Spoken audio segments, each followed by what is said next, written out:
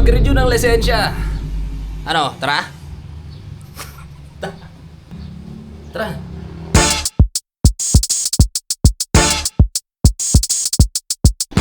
Alam mo agad na maabi yung pila eh. Tignan mo naman. Daming tao pare.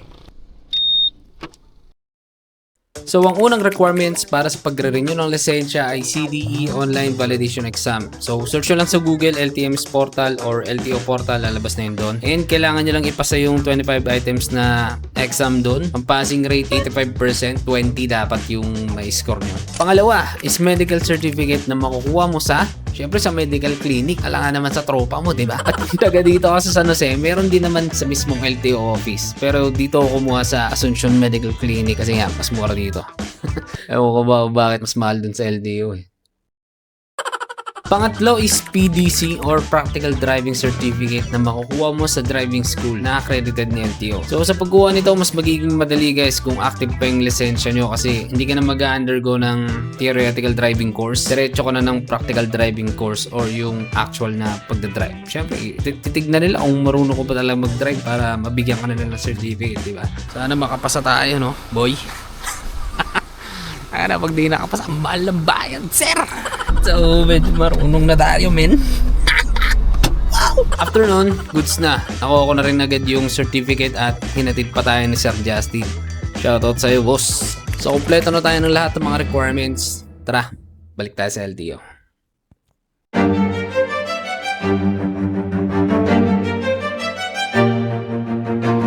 Feeling ko isang buwan na yata ako nakapila dyan. So, I suggest dun sa kukuha ng lisensya dyan, pumunta kayo ng maaga. As in, sobrang aga. Kasi pagdating nyo dun, may mga nakaabang na din eh. May mga nakapila na rin kaagad. So, pagpasok nyo dun, pasa nyo lang agad yung papel nyo. And then, after ng mga ilang oras na pila, yun, naka-exam na rin tayo.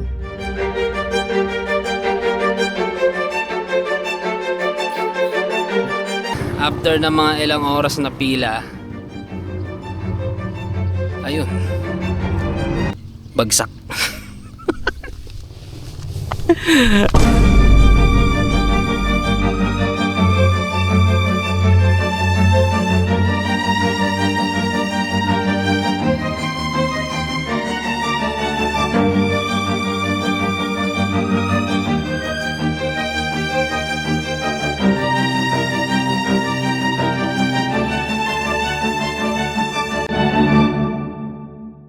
Magkamote na lang ah.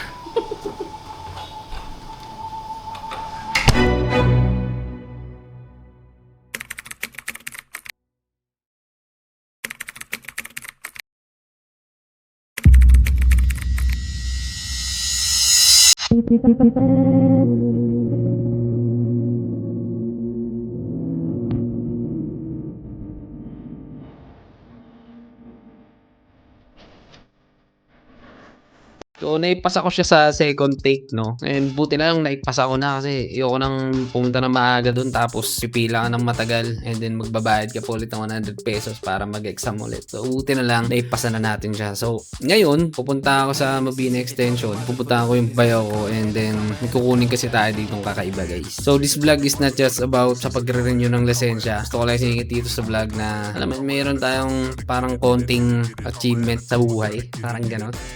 So, yan, papakita ko sa inyo. Fast lane when I pass in the street, bag of money in the passenger seat.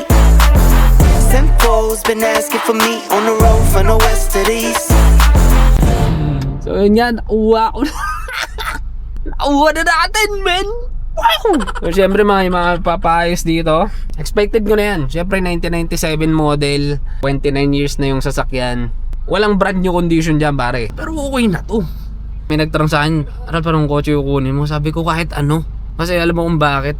Never pa naman akong nagkakakotse. So kahit anong kotse siguro, feeling ko, laban na. Yes, yan. So yun yung nagiging service natin dati, yung tricycle na. So ngayon, ito na yung magiging service natin. Konting paayos lang. Sana nga konti lang. Sana nag-enjoy kayo sa video na to, no? Kasi nakuha ko yung first car ko. I just wanna be grateful today. Kasi, di ba?